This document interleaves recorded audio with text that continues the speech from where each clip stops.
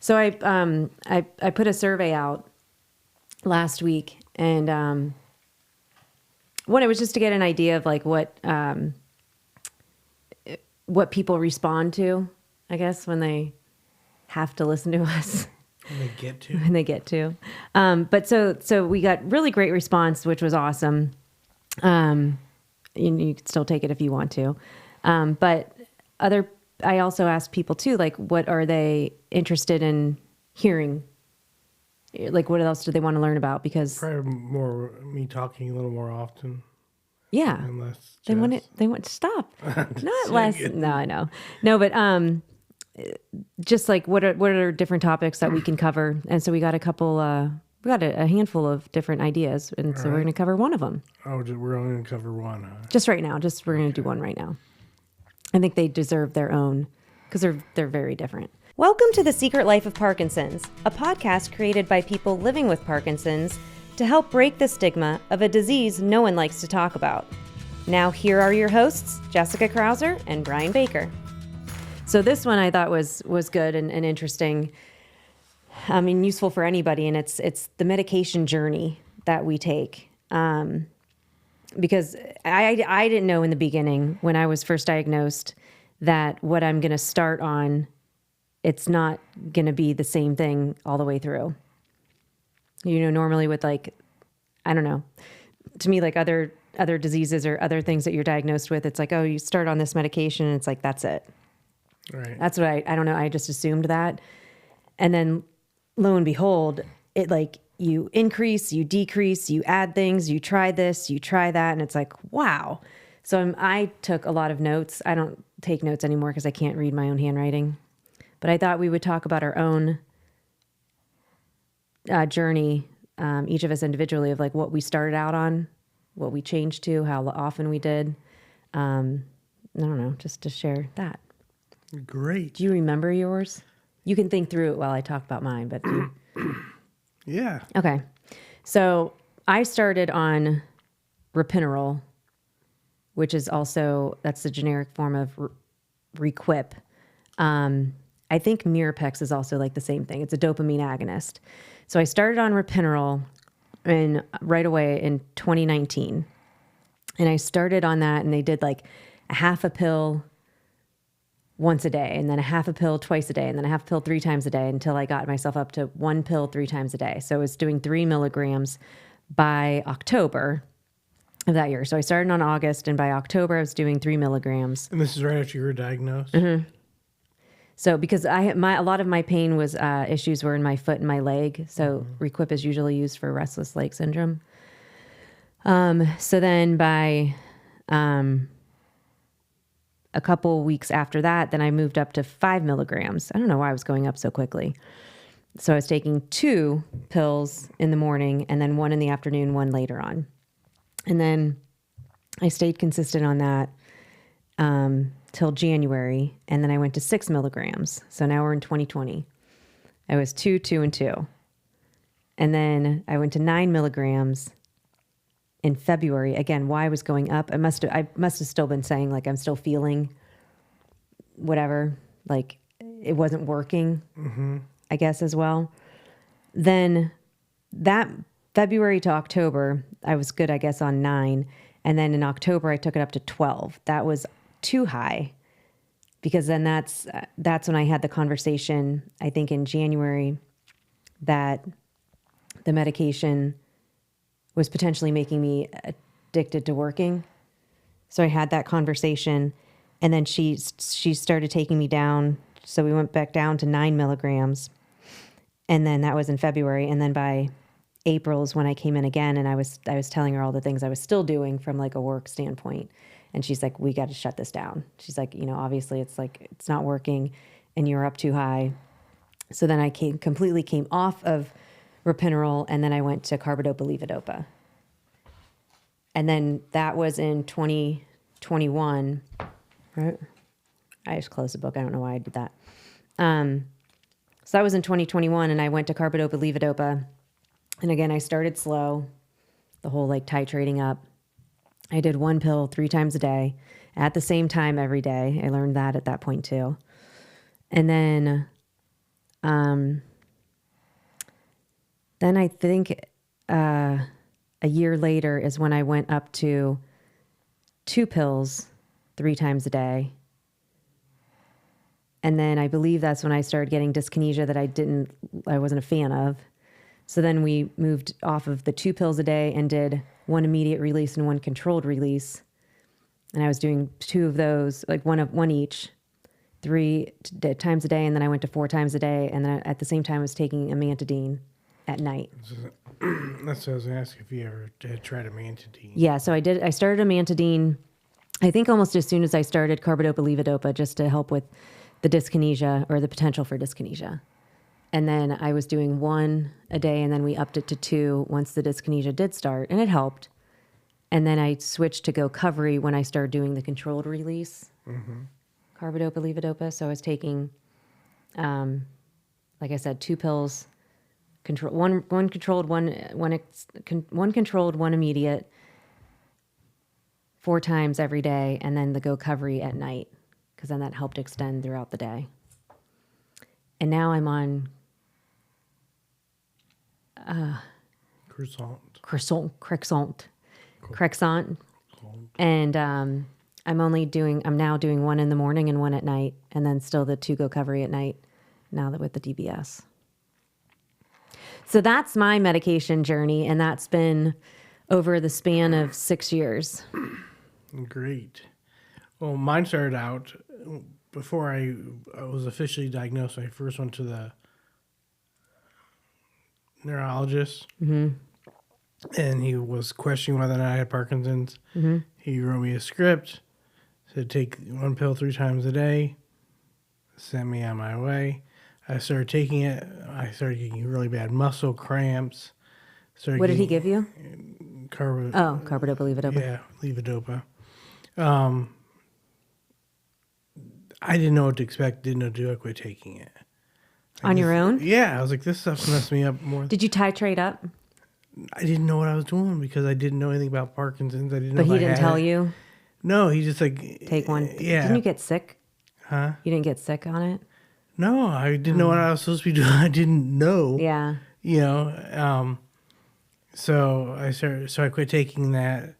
I went back to him, and that's when he sent me to the movement disorder specialist, and that's when we really got serious about Parkinson's. For like I think I said for the first year, I think it was, or year and a half, something like that, I didn't take any medication. I was anti-medication. Nope, I don't want to take it. I don't take it. Then the dystonia got so bad that I was like, okay, let's just try it.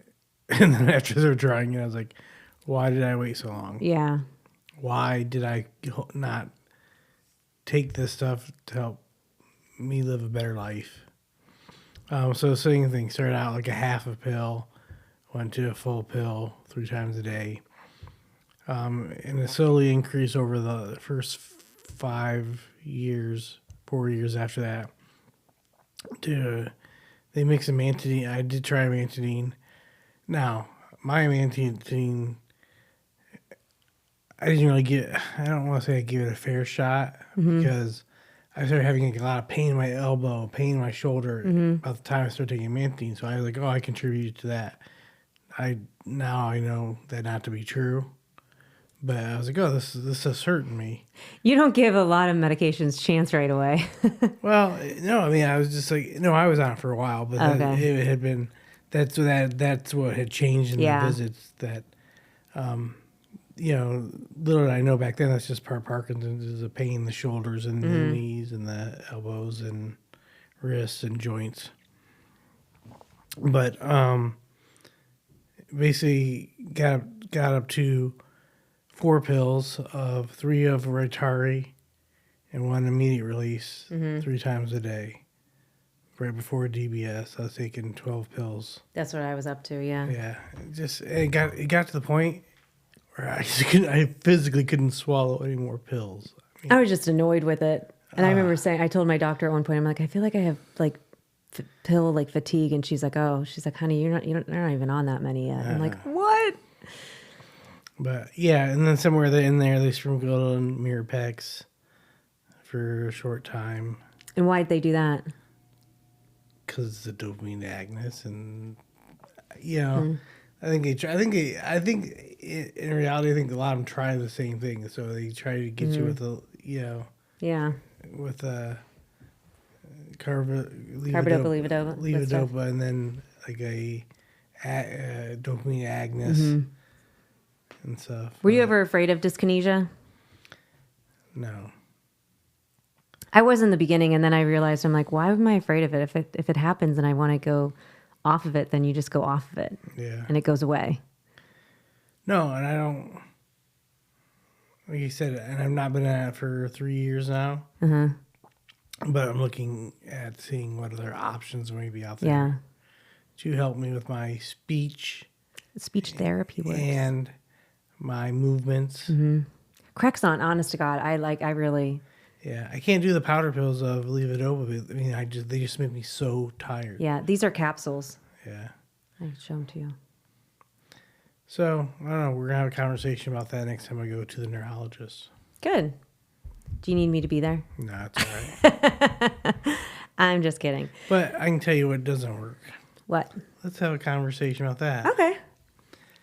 Like, I've read and seen a lot of stuff like on people like saying they have meditated their Parkinson's away, or they have B1 or B12 vitamin their Parkinson's away, or they have used natural remedies to cure their Parkinson's. No, you didn't. Because if you did, you didn't have Parkinson's. Or if they do feel that, they might be at an early stage. And honestly, like those All those natural remedies do help. Oh, I don't disagree that they help, but they don't cure it. They don't cure it. No. So that's false news, fake news. Fake news. No, and I think meditation and those things can help with you controlling your tremors, controlling some of the dyskinesia. But it's not going to it's not going to just make your Parkinson's go But away. I think it helps with a lot of the non-motor symptoms that we don't see. Right. So like with people that, we have depression and anxiety and apathy and like, excuse me. But I had started taking some all natural things before I got on medication. And then when I got on medication, the neurologist was like, stop taking that stuff because we can't tell what's working, what's not. Yeah. What's interesting? That's kind of totally changing the subject, but like with DBS and like, because what works, it's been studied is exercise, right? And we know that, and we do it. Well, it's the same. You're not going to exercise your Parkinson's. No. Way. As I said, it's going to help you stay mobile and it's going to help you have a better quality of life. But did you notice, I know you've told me before, like when you were first diagnosed, you were in the gym and you were probably the best shape of your life. And now like you feel like you need to get back to where you were before, like being in the gym. Yes. Do you think it's because of DBS? I mean, like I honestly, like I thought about it today. I was like, am I not going to the gym like as regularly as I could or should, like I used to before, because I don't feel like how I did before. Like I feel really good. Maybe it's some good insight. Honestly, because I'm trying to tell myself, it's like, okay, but it's not always going to be like this. Right. So I got to get in there, and there's a reason for it. It's not maybe for me right now. It is for me right now, but it's for me down the road. But it's like DBS has made me feel so good that I don't. That you don't. Yeah. I mean, well, my thing is my movement. I mean, I'm seeing my stuff progress. My Parkinson's progress. Mm-hmm. But again, you're not taking any medication. I am. Yeah, but mine's that slow movement. Mm-hmm. I can squat, but I'm so slow getting down and coming back up or whatever like that. So, yeah. I thought that was interesting. Yeah, there might be some good insight to that. But I think that the medication journey is definitely, for somebody who's new. Oh, what? I also did sprinkle. I mean, I had trouble sleeping, like most of us do. Yeah. I did sprinkle some gummies, some marijuana gummies into the mix. into the mix in there too. Can you talk about what kind you take? Because I did reply back to that listener, but just for others. And I don't do it consistently, but if I'm having trouble sleeping, I will take like anywhere from 5 to 10 milligrams of what they call indica. Indica, INDICA. Yep. The way to remember it is it puts you into the couch. That's awesome. Into the couch. But yeah, and those are sometimes those are hit and miss depending on. And start low if you've never done it. But like anywhere like 5 to 10 milligrams that now, but right now like the ones I've got, if I take, I sleep so good. Really? Oh yeah,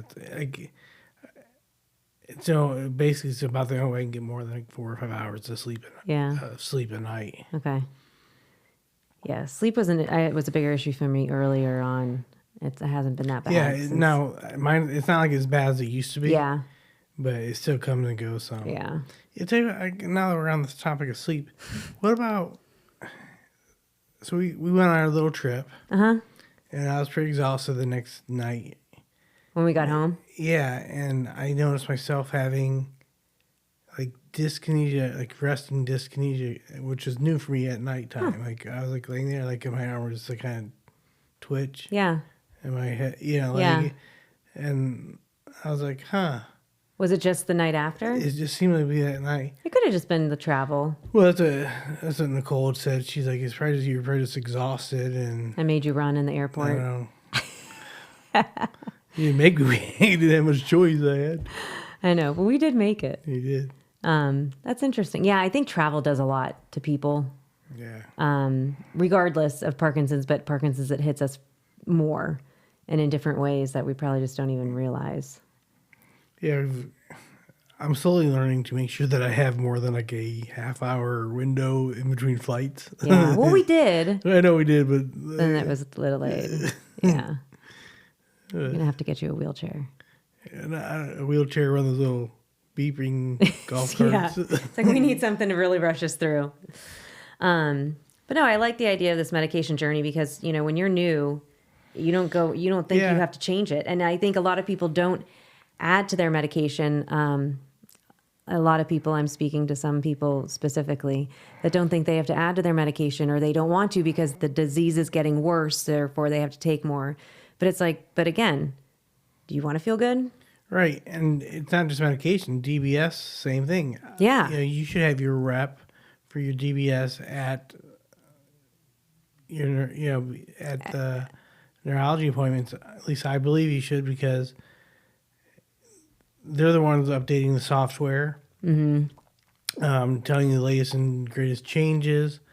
They're telling you, or they can. And it's so specific. Yeah. They dial it down and dial it up, dial it down, where it's not just a matter of, turning the amplitude up or down. Right.